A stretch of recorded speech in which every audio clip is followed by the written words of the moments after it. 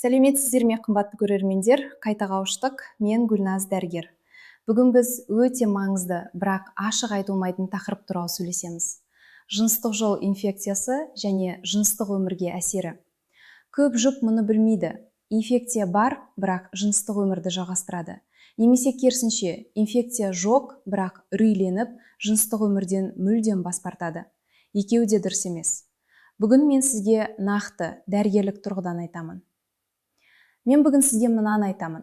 Жыныстық жол инфекциялары дегеніміз не? Олар жыныстық өмірге қалай әсер етеді?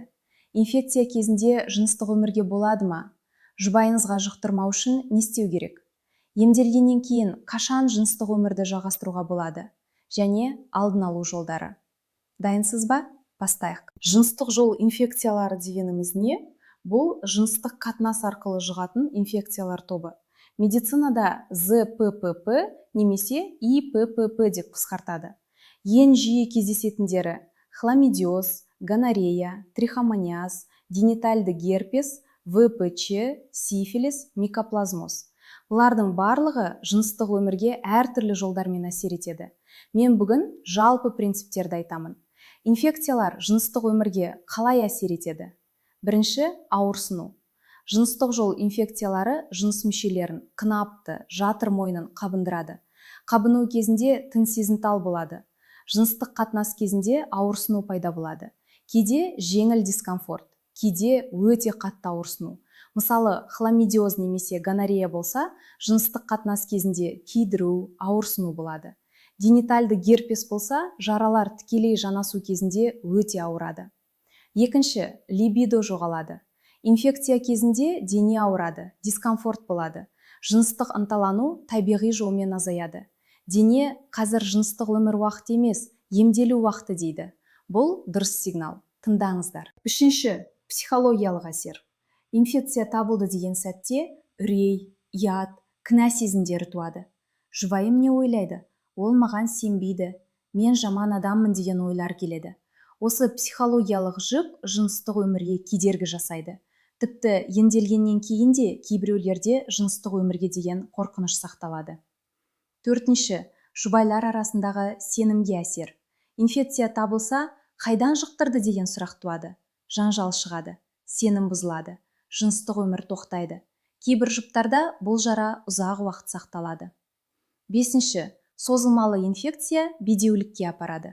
Хламидиоз немесе гонорея ұзақ уақыт емделмесе, жұмыртқа жолдарын зақымдайды. Тұтасу пайда болады, жүктілік болмайды. Яғни, жыныстық жол инфекциясы тек жыныстық өмірге ғана емес, болашаққа да зиян тигізеді. Инфекция кезінде жыныстық өмірге болады ма? Бұл ең жиі қойылатын сұрақ. Жауабы болмайды. Инфекция кезінде жыныстық өмірден толық бас тарту керек. Неліктен? Бірінші, жұбайыңызға жұқтырасыз. Екінші, өзіңіздің жағдайыңыз нашарлайды, қабыну күшейеді, емдеу қиындайды. Үшінші, кейбір инфекциялар жыныстық қатынас кезінде тереңге тарайды. Жатырға, жұмыртқа жолдарына, аднексит, эндометрит дамуы мүмкін. Презерватив жеткілікті ме? Жоқ. Инфекция кезінде презерватив жеткіліксіз. Кейбір инфекциялар герпес, ВПЧ, презерватив жаппаған жерлерден жұғады. Сондықтан емделіп нәтиже алынғанша толық тыныштық. Жұбайыңызға жұқтырмау үшін не істеу керек? Бірінші, дереу дәрігерге барыңыздар. Диагнозды растатыңыздар, енді бастаңыздар. Екінші, жұбайыңызға айтыңыздар. Бұл өте қиын, бірақ міндетті. Жұбайыңызда тексерілуі керек. Себебі инфекция екі жақтан да болуы мүмкін, белгісіз болуы мүмкін. Үшінші, жыныстық өмірді толық тоқтатыңыздар, емделіп бітпейінше. Төртінші, бір-бірінің ыдыс-аяғын, сүлбісін, іш киімін бөлек ұстаңыздар. Жұбайыма қалай айтамын? Бұл психологиялық жағынан өте қиын, бірақ мынаны есте сақтаңыздар. Жұбайыңызға айтпасаңыз, оны жазылуынан айырасыздар. Ол да ауырады, ол да зардап шегеді. Ашық айту сізді де, оны да қорғайды. Қалай айтуға болады? Тыныш ортада, жеке-жеке. Маған дәрігерге бардым. Тексеру нәтижесінде белгілі бір инфекция табылды. Сен де тексерілуіңіз керек, бірге шешейік деп айтыңыздар. Кінәлаусыз, айыптаусыз, мәселені бірге шешуге бағыттауыңыздар. Емделгеннен кейін қашан жыныстық өмірді жалғастыруға болады? Бұл да маңызды сұрақ. Жауабы инфекцияның түріне байланысты. Хламидиоз, гонорея, антибиотик курсын аяқтағаннан кейін бақылау анализі теріс болғанда, Жалпы шамамен 3-4 апта. Трихомониаз ем аяқталғаннан кейін 7 күн. Герпес жаралар толық жойылғаннан кейін. Бірақ вирус кетпейді, ремиссия кезінде жыныстық өмір болады. ВПЧ кандиломалар жойылғаннан кейін. Сифилис ем курсы аяқталып, анализ теріс болғанда. Ең дұрысы дәрігер болады деп рұқсат бергенде. Өзіңіз шешпеңіздер.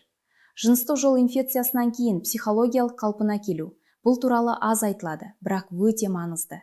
Инфекциядан кейін кейбір адамдарда жыныстық өмірге деген қорқыныш сақталады. Қайтадан жұқтырып алсам ше деген үрей. Немесе ұят, кінә сезімдері. Осы сезімдер жыныстық ынталануды блоктайды. Не істеу керек? Бірінші, өзіңізді кінәламаңыздар. Инфекция бұл ауру, диабет немесе тұмау сияқты. Ұялатын ештеңе жоқ. Екінші, жұбайыңызбен ашық сөйлесіңіздер, сезімдеріңізді бөлісіңіздер. Үшінші, қажет болса психологқа барыңыздар. Жыныстық жол инфекциясынан кейінгі психологиялық жара, емделетін жара. Алдын алу жолдары. Бірінші, тұрақты серіктеспен болу. Серіктес саны аз болса, қауіп аз. Екінші, презерватив. 100% қорғамайды, бірақ қауіпті айтарлықтай азайтады. Үшінші, тұрақты тексерілу. Жылына 1 рет жыныстық жол инфекцияларына скрининг, тіпті белгі болмаса да. Себебі хламидиоз, гонорея белгісіз жүреді.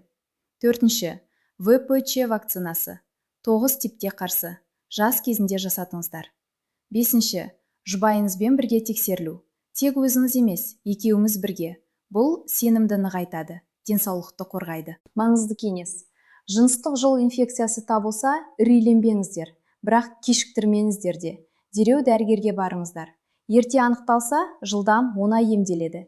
Кешіктірілсе, асқынулар дамиды. Бедеулік. Созылмалы ауырсыну. Ішкі мүшелердің зақымдануы. Қорытынды айтайын. Жыныстық жол инфекциялары жыныстық өмірге ауырсыну, либидо жоғалуы, психологиялық жүк, жұбайлар арасындағы сенім мәселесі арқылы әсер етеді. Инфекция кезінде жыныстық өмірден бас тарту керек. Жұбайыңызға айту міндетті. Емделгеннен кейін дәрігер рұқсатымен жыныстық өмірді жалғастыруға болады. Алдын алу емдеуден жеңіл. Осы видео сізге пайдалы болса, лайк басып қойыңыздар, каналға жазылыңыздар, комментарийде жазыңыздар. Жыныстық жол инфекциялары туралы сұрақтарыңыз болса жазыңыздар. Барлық комментарийлерді оқимын. Жақындарыңызға осы видеоны жіберіңіздер. Жыныстық жол инфекциялары туралы білу өзіңізді де, жұбайыңызды да қорғайды. Келесі видеода хламидиоз туралы толықтай айтамын. Белгісіз жүретін ауру, қалай анықтаймыз, қалай емделеміз. Сонда кездескенше аман болыңыздар, денсаулықтарыңыз мол болсын. Мен Гүлназ дәрігер, қайта кездескенше.